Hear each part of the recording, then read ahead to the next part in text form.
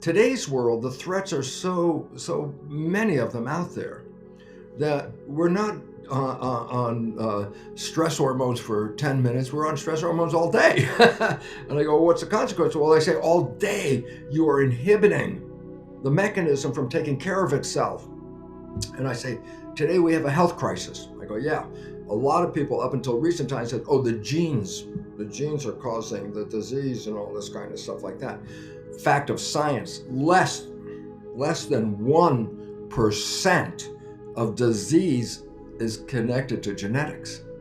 I was saying, well, then we have a health crisis. Where the heck where is all this coming from? And the answer is stress. Over 90% of illness is directly loaded to stress. Why? Because it shuts down the immune system. It shuts down the growth. You're weak. And it was only for a short period, years and years ago.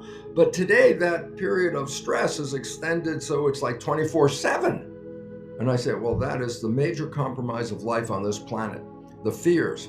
And I go, well, it's real interesting because the media loves to give us all the fears and manipulates us. So when you watch the news, you're just dripping stress hormones through your body, compromising yourself.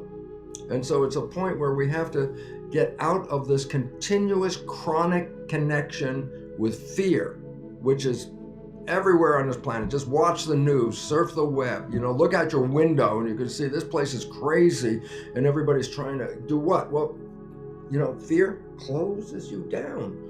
Well, you can't survive. Why? Because you need to be engaged with the world and respond to everything. But if you're closing yourself down, you've pulled yourself out.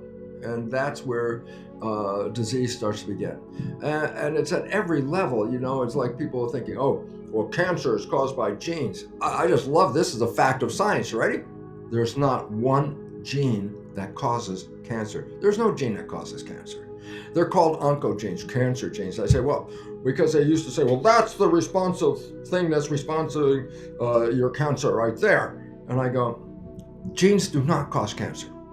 What the result is that consciousness will engage those genes if we're out of harmony, if we're in a stress situation. So I say, well, then the gene didn't turn on and do that. It was the consciousness that activated that gene.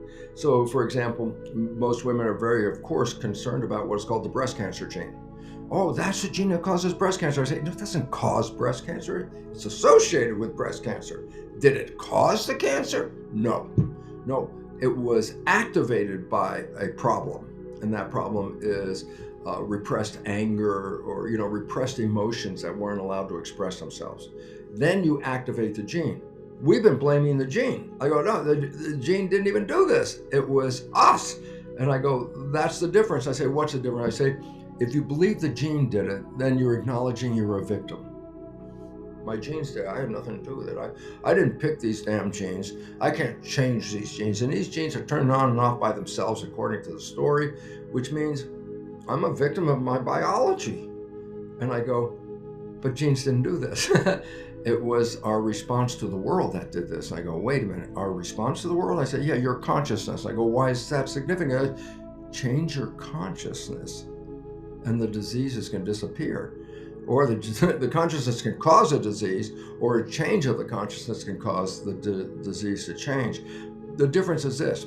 First story, victim of heredity.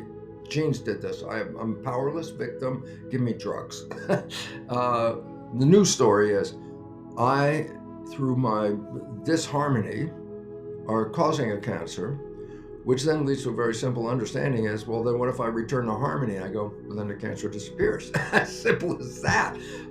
And all of a sudden it says, first story, victim. Second story, the new science, epigenetics, where consciousness is controlling the genes, master. So we go from victim to master with a change in the science, because now I'm going to give the power back to the people rather than saying you're a victim of your genes, you have nothing to do with it.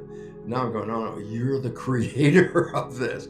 And all of a sudden that changes how we look at the world after how many years of being programmed to be victims.